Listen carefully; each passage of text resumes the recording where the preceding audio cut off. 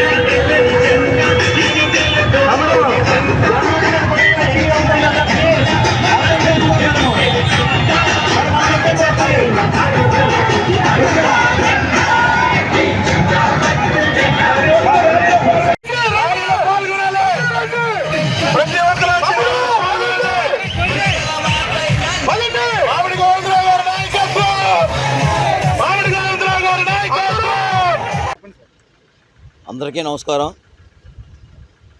ఈరోజు పాతపట్నం నియోజకవర్గంలో తెలుగుదేశం పార్టీ తరఫున నేను నామినేషన్ వేశాను. పండగ వాతావరణం ఉంది. ప్రజలు స్వచ్ఛందంగా మండు టెండలో వాళ్ళ తాలూగా త్యాగాలు చూస్తే నాకు చాలా ఆశ్చర్యంగా ఉంది. ప్రజలు ఈ జగన్మోహన్ రెడ్డి ప్రభుత్వంలో ఇసిగిపోయారు, వేసారిపోయారు.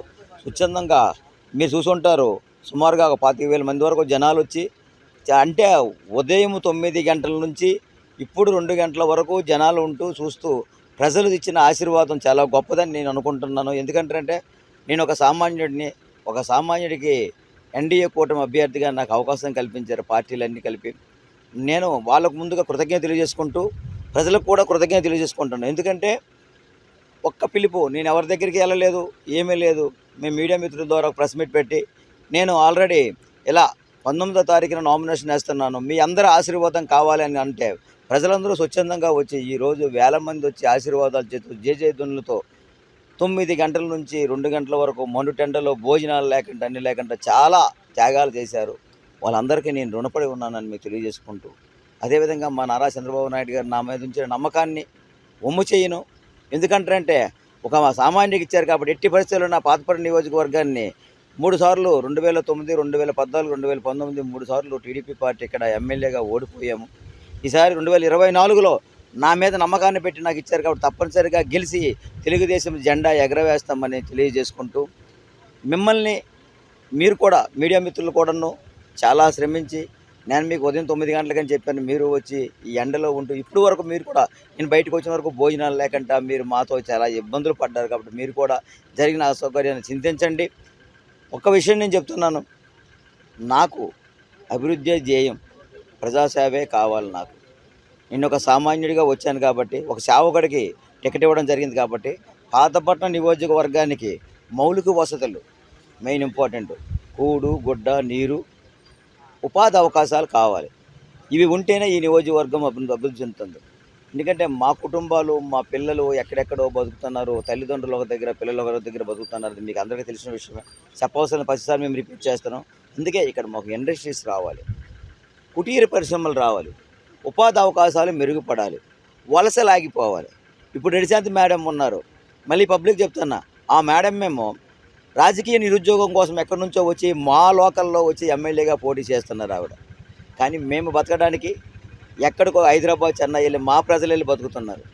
వాళ్ళకి ఏం తెలుస్తుంది ఈ పాతపట్నం నియోజకవర్గ ప్రజల కష్టాలు అనేవి? మాకు అన్నీ అనుభవిస్తున్నాం కాబట్టి ఎట్టి పరిస్థితులైనా కనీసం మౌలిక వసతులు మాకు కావాలి. మా ప్రభుత్వం వచ్చిన 100 రోజుల్లో ఒక ప్రణాళిక నిరూపిస్తున్నాం. నేను 2007 నుంచి 2024 వరకు ప్రజలతో తిరిగాను, ప్రజా సమస్యల మీద పోరాడాను, ప్రజలతోనే నేను ఉన్నాను కాబట్టి ప్రతి ఊరు వెళ్ళాను. అంటే మీరు పార్టీ తరపున మీరు అనుకుంటారు, నేను పార్టీ తరపున తిరిగాను, నా స్వచ్ఛందంగా ఎవరికి కష్టమైనా బాధ అయినా బొందైనా వెళ్ళాను.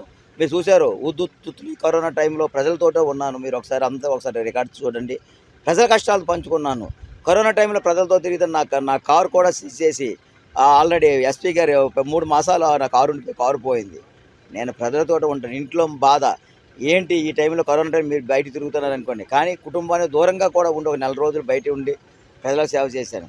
నా ధ్యేయం ఒకటే, ఒక సామాన్యుడిగా, ఒక మధ్యతరగతిగా, ఒక పేద కుటుంబం నుంచి వచ్చాను. నాలాంటి వాళ్ళు ఎవరు బాధపడకూడదు, నా నియోజకవర్గ ప్రజలు బాధపడకూడదు, అందరం కుటుంబాలతో హ్యాపీగా ఇక్కడ ఉండాలనుకుని ఈ ధ్యేయంతోనే ఈరోజు నాకు ఈ అవకాశం ఇచ్చిన పార్టీలు, ఎన్డీఏ కూటమి అభ్యర్థిగా నాకు అవకాశం ఇచ్చిన పార్టీలకు, ప్రజలందరికీ, మీడియా మిత్రులందరికీ కృతజ్ఞత తెలియజేసుకుంటూ మీకు అందరికీ ఒకటే విన్నపం, పాతపట్నం నియోజకవర్గ సమస్యల మీద మీరు ఆల్రెడీ గలము ఇప్పి మీ టీవీ ఛానల్లో వినిపించండి. ఇక్కడ ఏమి జరిగింది, ఈ 5 సంవత్సరాలు ఏమి అభివృద్ధి చెందింది, ఈ 5 సంవత్సరాలు వైఎస్ జగన్మోహన్ రెడ్డి పరిపాలన ఏం జరిగింది, ఇప్పుడు రెడ్డిశాంతి మేడం గారు ఏమి అభివృద్ధి చేశారు, ఇవన్నీ మీరు ఒకసారి నిష్పక్షపాతంగా పబ్లిక్లో పెట్టండి సార్. పెడితే ప్రజలు అవగాహనలోకి వస్తారు. మళ్ళీ ప్రజలు ఒక్క అవకాశం అని మోసపోతే మళ్ళీ పాతపట్నం నియోజకవర్గమే కాదు, ఆంధ్రప్రదేశ్ జగన్మోహన్ రెడ్డి 5 సంవత్సరాల పరిపాలనలో ఇప్పటికే 20 సంవత్సరాలు వెనక్కి వెళ్ళిపోయిన ఆంధ్రప్రదేశ్ ఆర్థికంగా కానీ ఏ విధంగా తీసుకునే కానీ చూసుకున్నాం కాబట్టి వెనక్కి వెళ్ళిపోయింది. మళ్ళీ అది మా ప్రజలు నమ్మరు. ఈసారి ఎట్టి పరిస్థితుల్లో జగన్మోహన్ రెడ్డి గారికి, మా అక్క రెడ్డమ్మ గారికి అందరికీ ఉన్న ప్రజలు ఇంటికి పంపించే రోజు వచ్చింది. 2024 అందరము పాతపట్నం నియోజకవర్గం ప్రజలందరూ సంబరాలు చేసుకుంటాం. తప్పనిసరిగా నేను కూడా చాలా ఒక యాంజిటీ అంటే అంటారు కదా, దీనిలో చూస్తున్నాను ఎలా ఎప్పటికీ ఎలక్షన్ స్టార్ట్ అవుతుంది, ఎప్పటికీ ఈ 3 సార్లు ఓటమిని పాతపట్నం మీద ఉన్న నమ్మకాన్ని మనం ఎప్పుడు దీన్ని తిరగ రాస్తామని కసితో ఉన్నానని మీ అందరికీ తెలియజేసుకుంటూ జై తెలుగుదేశం, జై బీజేపీ, జై జనసేన.